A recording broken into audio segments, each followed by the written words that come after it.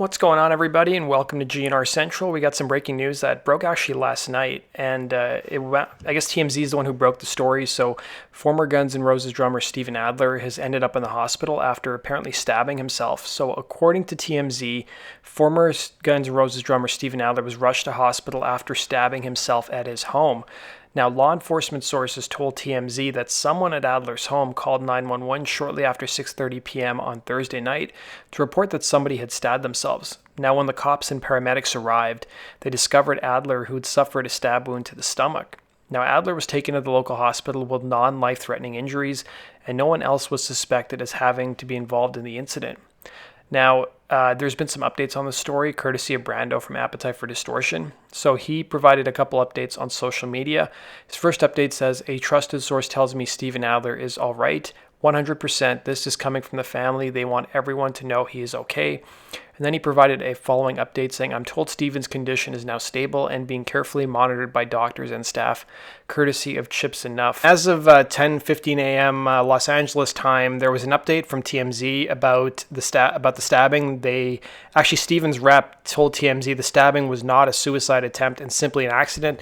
The rep would not specify what caused the accident, except it described it as a very minor superficial wound, so much so that they were told that Adler still plans to perform at a July 12th gig in Las Vegas. The show must go on, as they say. As for Steven's past substance abuse, his rep assured us he's been sober for several years. Now, one thing somebody pointed out on the forums is that if you guys follow Steven, seeing some of the interviews he does, seeing his Instagram and stuff, he seems like he's become a pretty big foodie over the years. And maybe he was just cooking in the kitchen, and maybe that's how he injured himself. But I'm hopeful that his rep is telling the truth and it wasn't a suicide attempt. Because, yeah, if you see some of the old footage of him playing like from Houston from about a week ago, he looked like he was in good spirits and he was enjoying himself. And it's good news that he's going to be playing the gig in Las Vegas on July 12th.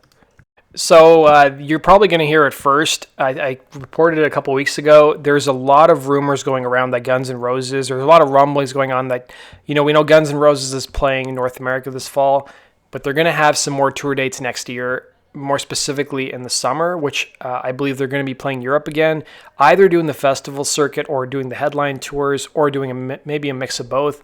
And then it's being heavily rumored that next fall they're going to be hitting South America again. In fact, as of today, it showed up that Guns N' Roses may be headlining Lollapalooza 2020 in Brazil, which wouldn't be surprising me because they've had no trouble selling out Brazil. They made a lot of money.